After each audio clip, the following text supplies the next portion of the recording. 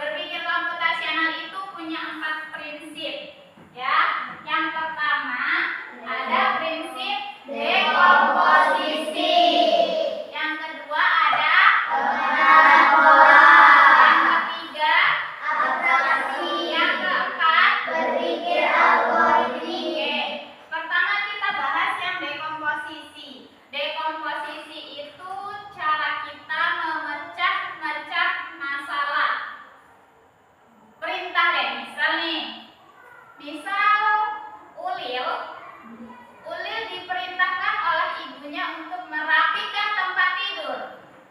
perintahnya adalah merapikan tempat tidur. Bisa dibagi menjadi kegiatan-kegiatan kecil, ya. Misal satu tugas bisa dibagi jadi ke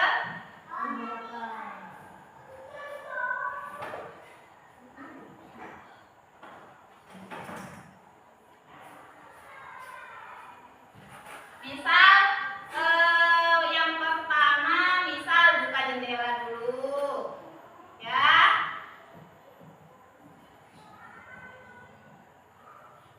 Buka jendela, habis buka jendela ngapain?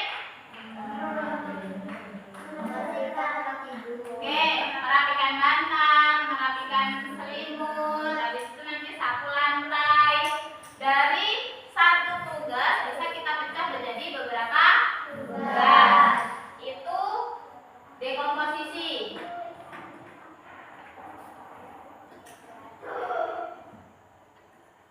Yang kedua ada pengenalan pola, ya. Pengenalan pola itu contohnya gini, kalian bangun tidur, mandi, sholat, rapikan tempat tidur, sarapan, siap-siap ke sekolah, berangkat. Udah gitu setiap hari, kegiatan yang berulang-ulang itu namanya di pengenalan pola. Yang ketiga ada abstraksi. Bisa.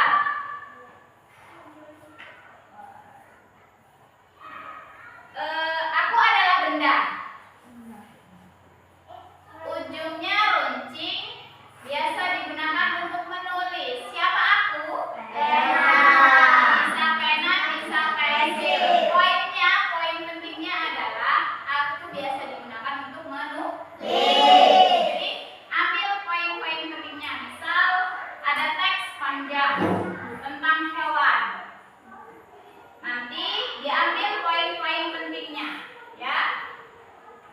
Terus yang keempat ada berpikir algoritmik. Nah, berpikir algoritmik ini contohnya gini, dia itu tentang urut-urutan. Misal, pernah nengok robot? Pernah. Robot itu mau bikin sandwich. Tahu sandwich ya? Roti yang di tengah ada sayuran, sosis, dan macam. Jadi, kira-kira robot itu tanpa perintah, tanpa data bisa nggak bekerja? Tidak. Misal nih, kalau mau bikin sandwich yang pertama dilakukan apa?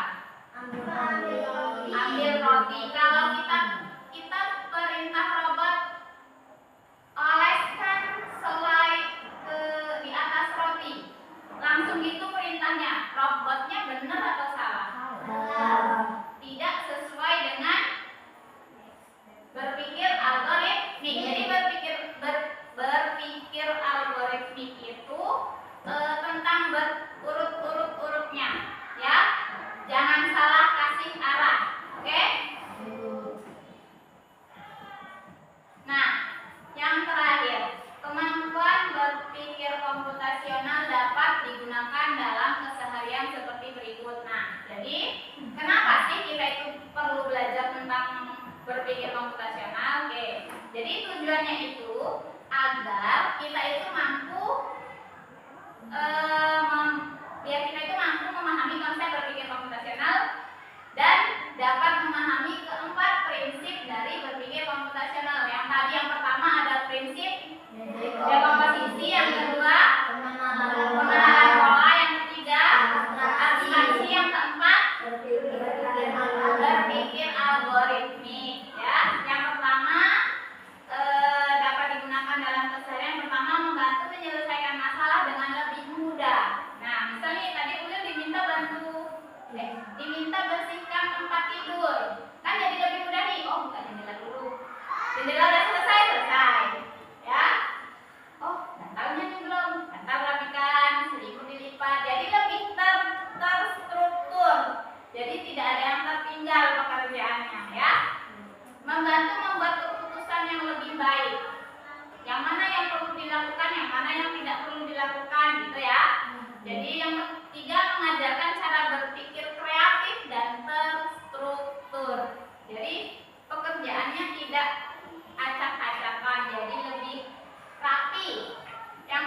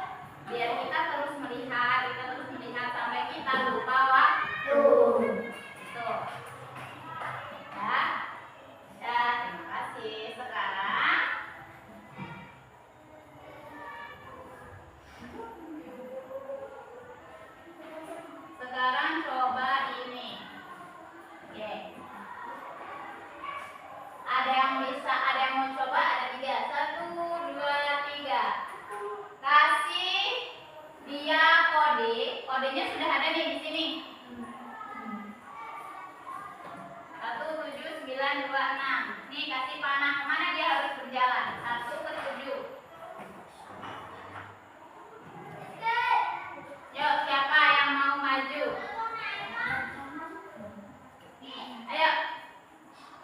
Kan tadi nomor 2, yang 1 tuh udah ada contohnya itu.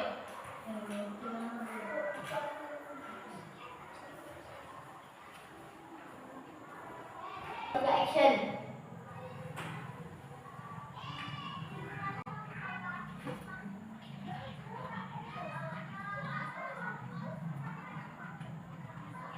Oke, dari kelompok yang sebelah sana gantian.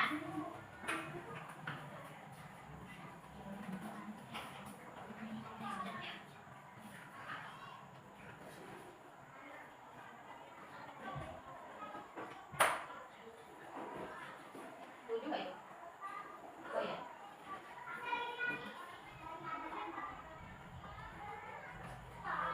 Siap-siap ya kelompok satunya.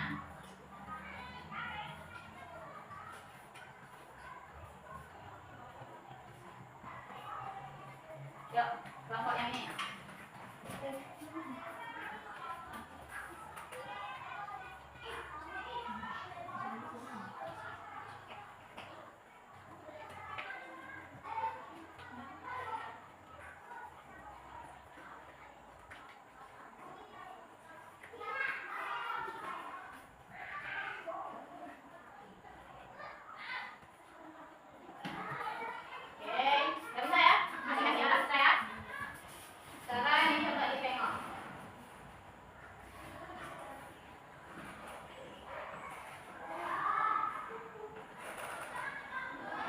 Pernahkah kamu bertanya-tanya, bagaimana ponsel bisa mengenali wajahmu? Atau kenapa TikTok tahu video apa yang kamu suka?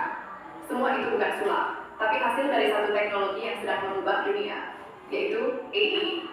Assalamualaikum, dan salam belajar. Selamat datang di channel ini. Di sini kita akan belajar bersama tentang AI. AI atau kecerdasan buatan, bukan hanya soal robot, tapi lebih dari itu. AI adalah cabang ilmu komputer yang membuat mesin bisa berpikir dan belajar layaknya manusia. Kamu berpikir di sini bukan seperti manusia berpikir dengan perasaan, tapi berdasarkan mata dan logika. Contoh sederhana, saat kamu mengetik Google, lalu muncul kata-kata, itu adalah AI. Atau ketika kamu mendengarkan lagu di Spotify dan direkomendasikan playlist yang cocok dengan selera kamu, itu juga AI. Tapi, dari mana AI tahu semua itu? Dari data, banyak sekali data. Semakin banyak data yang dipelajari, semakin pintar AI tersebut. Jadi, sebenarnya AI itu seperti otak digital. Tapi, otak ini perlu dilatih dulu sebelum bisa digunakan. Latihan AI disebut training. Mirip seperti kamu belajar matematika, semakin sering latihan, makin bisa. AI bisa digunakan di berbagai bidang, kesehatan, pendidikan, transportasi, bahkan seni. Tapi penting untuk tahu, AI tidak punya kesadaran. Ia hanya melakukan apa yang diperintahkan berdasarkan data yang dimiliki. Kenapa kita harus belajar AI? Karena masa depan akan sangat bergantung padanya. Bahkan sekarang, pun banyak pekerjaan yang mulai digantikan oleh AI. Tapi kita bukan ingin digantikan. Dan kita bisa bekerja sama dengan AI. Dan itu hanya bisa terjadi kalau kita paham cara kerja AI sejak sekarang. Melalui video ini kita akan belajar AI dari dasar, pelan-pelan, mudah dipahami. Mulai dari definisi, sejarah, jenis-jenis, AI cara kerja, hingga contoh penggunaan dalam kehidupan sehari-hari. Akan ada juga topik lanjutan tentang tantangan ini, etika, dan masa depannya. Jadi pastikan kamu ikuti semua videonya dari awal hingga akhir. Jika kamu merasa bingung atau punya pertanyaan, langsung tulis di kolom komentar. Nah, jadi tadi disebut AI itu belajar dari data. Datanya dari siapa? Datanya dari kita. Yang sudah kita ketik di Google, yang sudah kita ketik di TikTok, yang sudah kita ketik di YouTube itu ditampung semua sama dia. Semakin kita sering menggunakan dia, semakin pintarlah dia. Gitu. Ya. Semakin kita kasih dia banyak kemauan kita, semakin kita banyak tanya, semakin banyak yang dia simpan di sini. Pengetahuannya semakin banyak. Jadi kayak kita belajar matematika katanya. Semakin kita banyak berlatih, maka kita juga akan semakin pintar. Oke, sekarang kan kita sudah duduk berkelompok ya. Ibu punya lembar kerja. Silakan dikerjakan berdasarkan kelompok masing-masing. Ya. Di sini coba ini.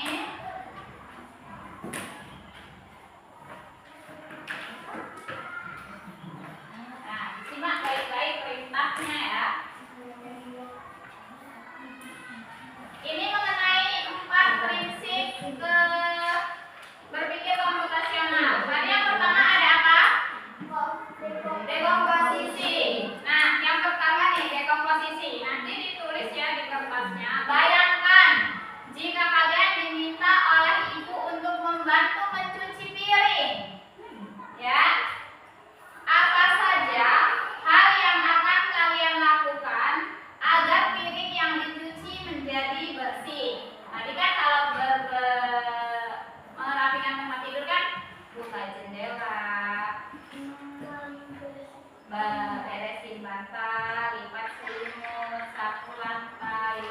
meja gitu ya.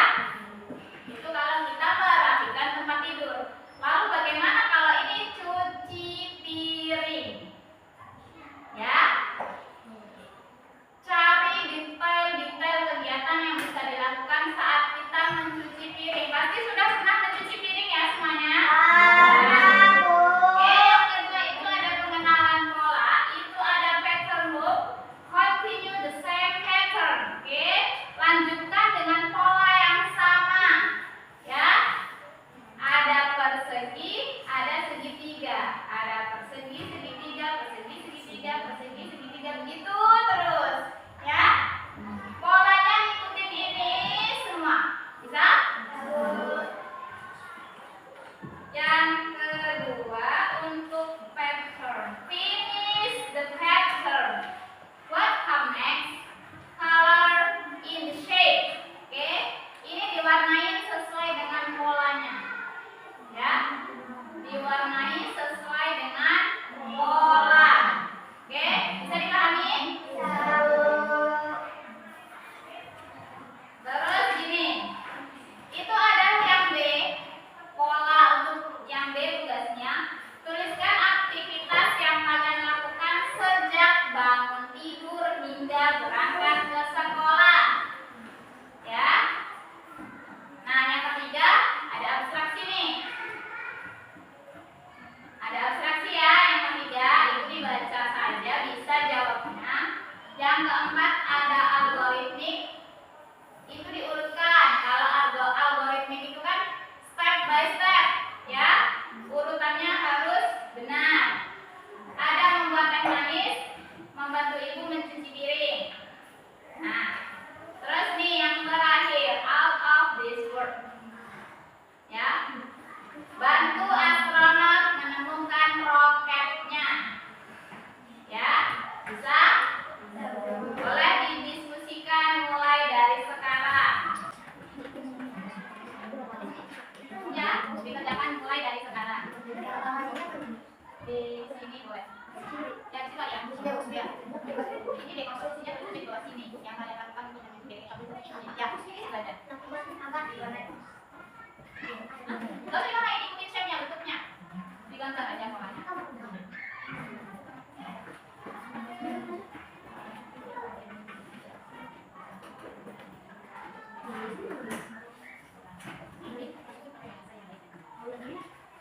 Di sini aja, di bawahnya sini aja.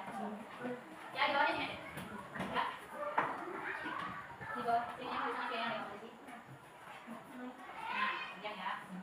Nanti di bawah sini, di bawah sini.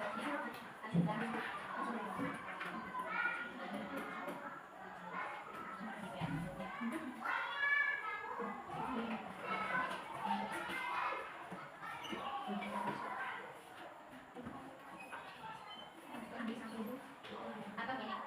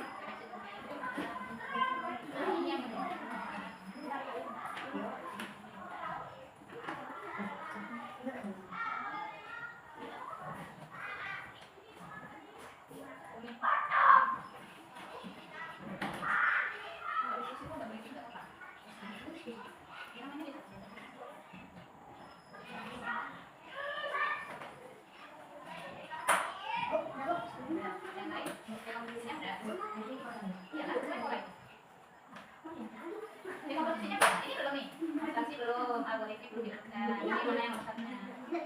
Ini dibaca. Ngapain aja kamu dari bangun tidur sampai kamu sekolah? Diskusi sama kawannya. Di bawah ini ada. Ini dia semua yang pertama ini kan ada biasa. Ya. Coba tadi. Ya. Ya. Ini aja ada salah makanya di situ. Ada di situ.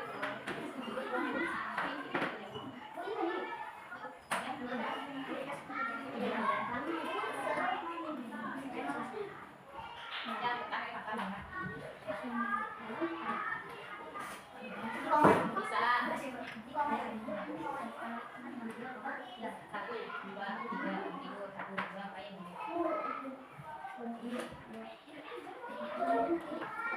Kita kan bisa ini. Ada ini kan juga.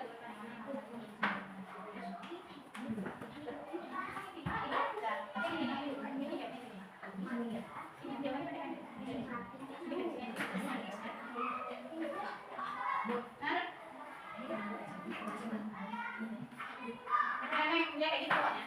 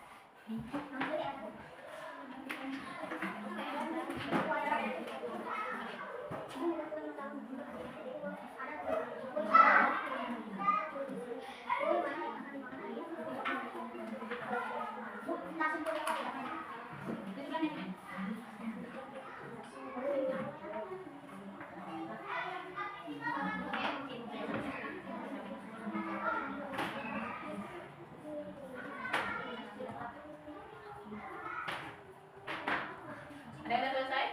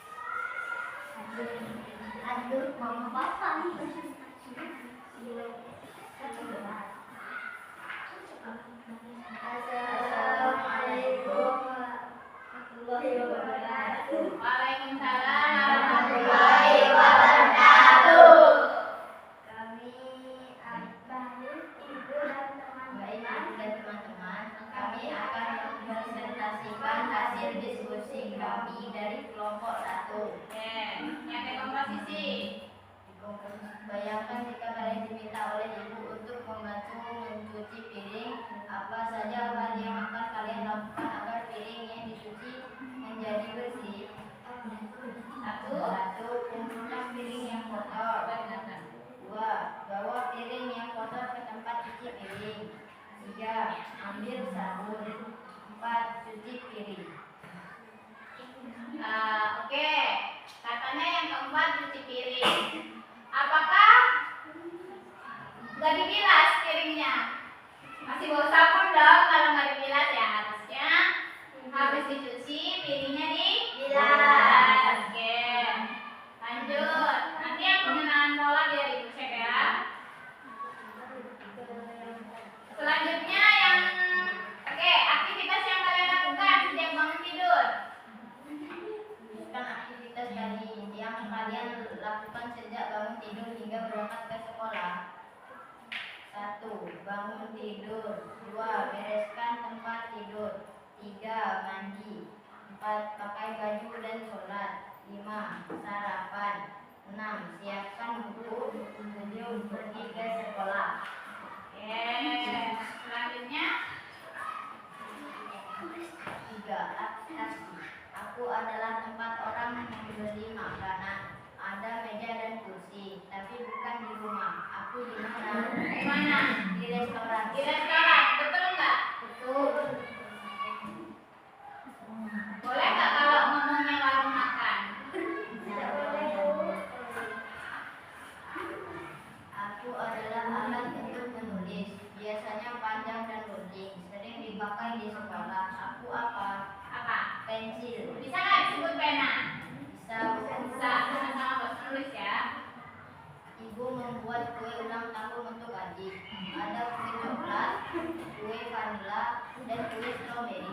Adik suka kue coklat. Kue mana yang akan dimakan adik? Yang mana? Kue coklat. Kenapa coklat? Karena adik suka kue coklat. Iya. Lanjutnya. Pagi ini kamu bangun tidur lalu sarapan, kemudian pergi ke sekolah. Apa yang kamu lakukan setelah sarapan? Ngapain? Pergi ke sekolah. Terus yang ini, out of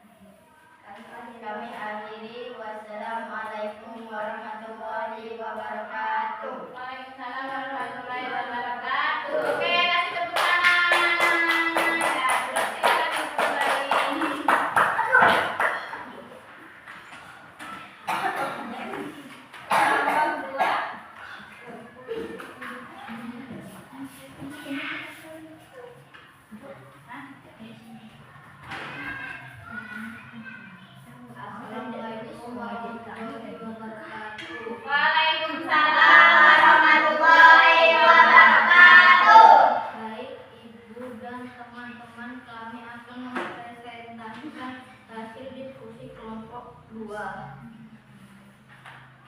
Dekomposisi. Bayangkan jika kalian diminta oleh ibu untuk membantu memasak piring. Apa saja hal yang akan kalian lakukan agar piring yang dicuci menjadi bersih? 1. Kumpulkan piring yang kotor. 2. Cuci piring hingga bersih, lalu bilas hingga bersih. 3. Lalu keringkan piring dan taruh di tempat rak piring. Oke, selanjutnya